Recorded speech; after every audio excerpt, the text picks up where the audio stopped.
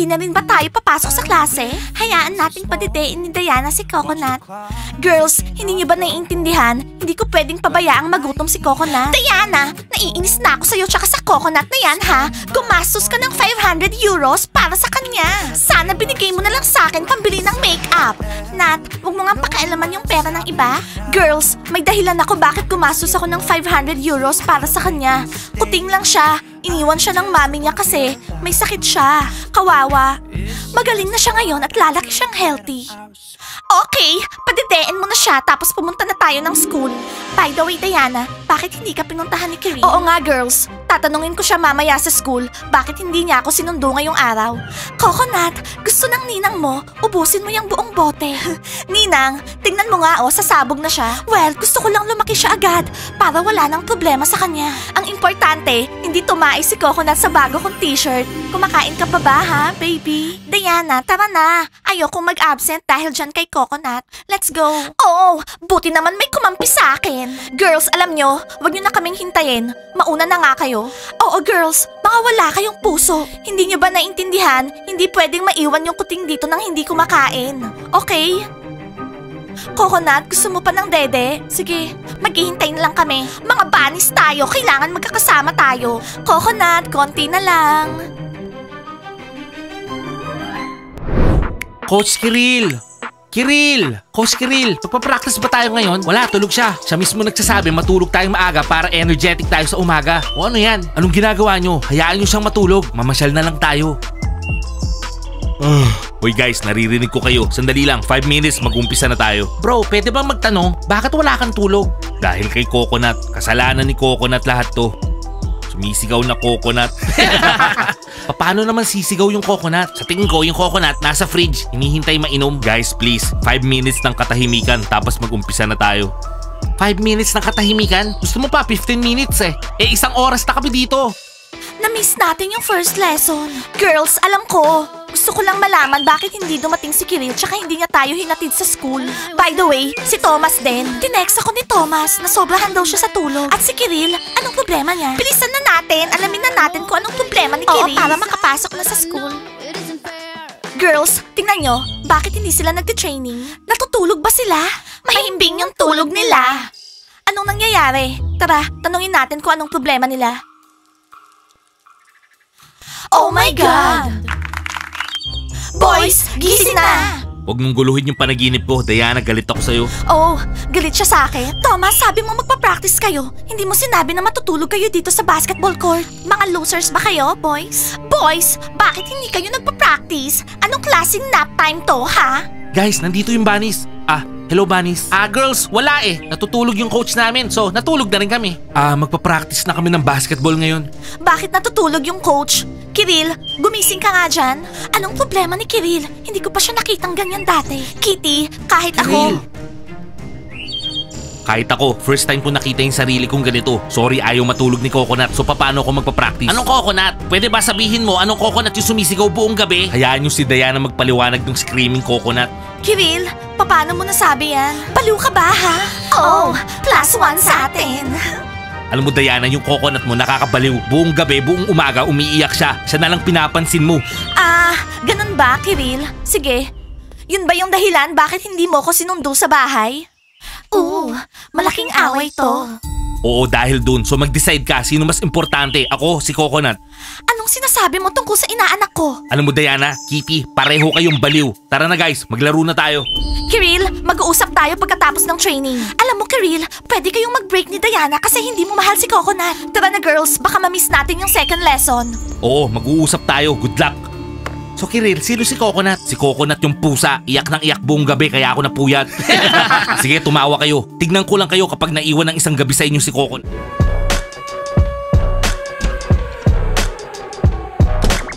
Hello Loren, nag-aaral ka? Naniniwala ka? Eto yung invitation sa party ko. Hindi ako pupunta sa party kasi wala akong boyfriend. Okay? So, sa party ko, makakahanap ka ng boyfriend. Paano ako makakahanap ng boyfriend? Mamimili ako sa mga 3 unggoy na yon. No, thank you. Pag-isipan mo, meron ka pa ring time. Moody, punta ka sa party ko, ha? Hawaiian, akala ko ba? Mas cool to. Taya, punta ka? Oo, pupunta ako. Wala naman akong ginagawa sa bahay. Talagang pupunta kayo sa party ni Stella? Yung mga party ni Stella, boring. So anong gusto mong gawin? Magstay lang tayo sa bahay. At least ma-entertain tayo. Okay, gagawin ko na yung homework ko. Loren, pumunta tayo sa party. Pagagandahin kita. Magsha-shine ka. Magsha-shine? Magdudusa ako kapag nakita ko si Thomas tsaka Kitty doon. Okay lang yun. Magsusuot ka ng cool dress, tapos maglalaway ulit siya sa'yo. Taya, sa tingin mo talaga maglalaway si Thomas? Taya, hindi siya makakatakas kay Kitty. Sige, pupunta ako sa party. Kung kasya ko yung dress. Kasya mo yun. Bagay na bagay sa'yo. Okay, sige, pupunta na ako. So paano mo sinagot yung number 5? Pakopya. Okay, eto, kopyahin mo. Girls, eto yung invitation para sa Hawaiian party ko. Hawaiian? Di ba nag-Hawaiian party ka na dati? Oo nga, tsaka hindi naman masarap yung lemonade doon sa party mo. Kung wala na namang kwenta tong party mo, hindi mo na kami mai-invite next time. Ayoko na, okay? Mas magiging cool tong party na to. Nag-prepare ako. Stella, para saan ba tong mga parties na to? Bakit ini-invite mo lahat? Gusto mo bang maging coolest girl sa school, ha? Ako yung admin ng school. Kilala na nila ako. Well, hindi ba enough yon para sa'yo? Girls, gusto ko magpa-party kasi gusto ko mag-enjoy. Kung ayaw niyo pumunta, edi wag kayong pumunta. Nag-ring na yung bell. Taya, kulang na yung oras ko para kopyahin yan. Nangokopya ka na naman? Blandy, tumahimik ka nga dyan. Tapusin mo sa classroom. Huwag ka na mag-worry sa school, isipin mo yung party. Kailangan kong isipin yung school, ayoko makakuha ng dino. Okay, tara na nga. Girls, lesson na. Girls, pagkapasok natin sa class, tatanungin tayo ng teacher saan tayo galing. Bakit tayo na late? Anong sasabihin natin? Sabihin natin dahil kay Little Coconut. Sa tingin mo ba magiging interesado siya sa Little Coconut natin? Girls, sabihin natin kailangan ni Coconut ng maraming attention. Tsaka Diana, pwede mong isulat sa paperwork kung paano mo sinave si Coconut. Nat, good idea yan. Ayan na yung teacher. Hello, sorry. Girls, walang teacher. Hello, classmates.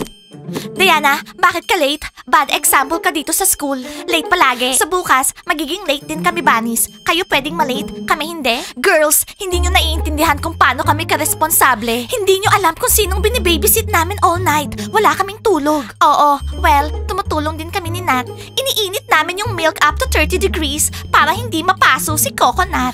Anong Coconut? Anong mapaso? Anong sinasabi nyo, ha? Hindi namin sasabihin sa'yo. Oo, kasi magsusulat kami ng paperwork about Coconut. Doon nyo malalaman. Pa-secret-secret pa kayo? O kaya, palusot? Sinong pupunta sa Hawaiian party? Itaas nyo yung mga kamay nyo. Si Kitty, pupunta yan. E paano kung hindi? Hawaiian party? Ano yun? Bunnies, meron pa akong invitation. Kung gusto nyong pumunta, pwede kayo. So ano, Bunnies? Pupunta kayo? Siyempre, pupunta kami. Bakit naman hindi? Oo, cool yung Hawaiian party. Oh my God. Don't worry, magiging okay lahat. Girls, nagwo-worry ako kay Coconut. Ano kayang ginagawa niya? Paano kung umiiyak siya? Diana, worried ka kay Coconut pero hindi ka worried kay Kiril. Sabi ni Kiril, mamili ka. Siya o yung si Coconut. Ihahanap ko ng babysitter si Coconut ngayong araw. Not a bad idea. Oo, girls, kailangan makahanap agad tayo ng nanny as soon as possible. Party. Oo, gagawin ko after class. Good afternoon, class. Mag-start na yung lesson.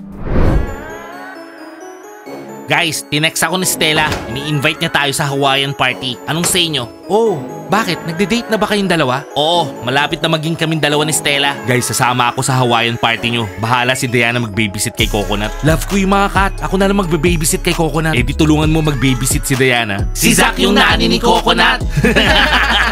Anong tinatawa-tawa nyo? Yung mga pusa, napaka-cute nila. Okay guys, kung malapit na maging girlfriend ni Sean si Stella, ang kailangan natin gawin, ihanap ng girlfriend si Ice. Hindi no. Anong girlfriend? Meron akong kisa. Hindi ka naman niya pinapansin. Style niya yun, kaya niya ako ini-snap kasi love niya ako. Style niya yun. Ice, matagal mo na masyadong nililigawan si Kisa. Kiril, wala kang pakialam. Hanggat kaya ko, hindi ako susuko. Meron akong regalo kay Stella. Sana magustuhan niya. Ano yung regalo mo? Makikita mo rin sa party. Oo, sa party ha? Ice, pupunta ka sa party? Well, kung may invitation ako galing kay Stella, pupunta ako. Guys, sa tingin nyo makikipag-hook up ako kay Moody? Hindi na siya si baby pero okay pa rin naman siya, di ba? Zack, hindi mo ba nakikita? Wala kaming pake. O tama na yan. Kung gusto mo siya, edi i-date mo siya. Okay girls, magte-training na tayo. After nito, magsasabit tayo ng ads para sa babysitter ni Coconut. Okay? Oo, ang importante, makahanap tayo ng yaya. Kung hindi tayo makakahanap ng yaya, hindi tayo makakapunta sa party. Pwede ba akong pumunta sa party nang wala kayo? I'm sure kaya nyo ng tatlo yan. Kaya nyo na si Coconut. Actually, laging magkakasama yung mga bunnies. Nakalimutan mo na ba yon? In short, nakalimutan mo na yung pinag-usapan natin. Sa gabi, lahat gigising sa alarm. One by one para kay Coconut. Ako, pakakainin ko si Coconut ng 6 a.m. Well, girls, hindi ako makakagising ng 3 a.m. para pakainin yung Coconut nyo, no? Ang aga-aga nun, hindi ko kaya. Tsaka, pupunta ako dun sa party. Okay, girls? Ganun na lang. Girls, ipagdasal nyo na makahanap tayo ng babysitter para kay Coconut ngayong araw. Okay, magbihis na tayo para sa practice. Oo, sana makahanap kayo ng babysitter para kay Coconut. Nat, magbihis ka na. Tsaka itago mo nga yung mga daliri mo. Huwag mong ipakita sa amin. Kisa, Blandy, seryoso? Nanghihiram kayo ng dress para sa party? Oo. Ano ngayon? Actually, sila yung magbibigay ng party dresses sa amin. Katulad nung last time, flowers tsaka skirts. Hindi kami pupunta ng nakasuot lang ng flowers. Tsaka nakita namin kayo nakasuot ng palm tree sundresses. Kaya yun yung ipapahiram nyo sa amin. Ibigay nyo na. Tapos, bibigyan namin kayo ng something kahit anong gusto nyo. Hindi ko ipapahiram yung sundress ko with palm trees kahit kanino. Mahal yun. Tsaka mahilig ako sa palm trees. Kaya walang palm trees sa party. Isuot nyo na lang kung anong ibibigay sa inyo ni Stella. Mga goons talaga kayo? Mga tatlong losers. Kung ako sa inyo, makikipagkaibigan kayo sa amin. Tapos nakaupo kayo dyan sa bench. Nagsho-show off. Losers. Nagsasalita yung mga losers. Girls, tara na nga. Kailangan kong kausapin si Kitty. Girls, nakita nyo ba yung mga boys? Stella, may mga boys ba kami? Wala kaming boyfriends. Gusto ko lang naman ibigay yung mga invitation sa mga boys o gusto nyong mag-party ng walang boys? Kung papansinin lang sana nila kami. Mga wala silang silbi. Okay, see you sa party. Kisa, Blandy, nakita nyo ba yung mga boys? Oo, nagbihis sila pagkatapos ng training. Stella, totoo ba? Nakipag-hook up ka kay Sean? Tapos wala kang sinasabi sa amin? Ganon? Friends ba tayo para sabihin ko yung mga secrets ko? Hindi ko pinagsasabi yung personal life ko kahit kanino. Sinusulat ko yun sa diary ko. Blah blah blah, mga old fashion. Ako naman, sinusulat ko lahat dun sa sidewalk gamit yung chalk kapag papunta ako ng school. Kaya pala nakakabasa ako ng mga nonsense. Nonsense? Nakabasa ako ng I'm the star, blondes are the coolest, blondes lead the world. Bakit? Hindi ka ba agree doon, ha? Ang weird. Weird ba na mahal ko yung sarili ko? Na naniniwala ako sa sarili ko? Pwede ka namang maniwala ng iba. Okay girls, yung bagong slogan. 1, 2, 3. There's no cooler bunny in the world. Bunnies are the best. Bunnies are super trend. Trend daw? Parang hindi naman. Kitty, kailangan natin mag-usap. Ngayon na. Ano ba yan? Bakit kapag nagpa-practice tayo, lagi na lang may nangiistorbo? May bagong rule. Walang papasok sa training room kahit sino. Bawal pumasok. Naintindihan nyo? O bakit nandito pa kayo? Nag-umpisa na yung rule na yon. Gustong makausap ni Loren si Kitty tungkol to sa party.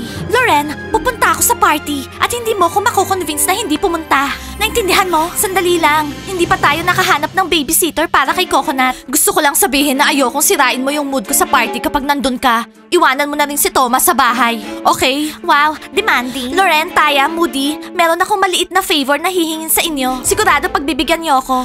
Okay, hindi kami tatanggi. Basta hindi pupunta sa party si Kitty. Anyway, kailangan namin ng babysitter para sa Coconut ko. Pwede niyo bang idikit tong mga ads? Pwede ko kayong bayaran. Ano? Anong tingin mo sa amin? Taga-dikit ng ads? Loren, pumayag na tayo.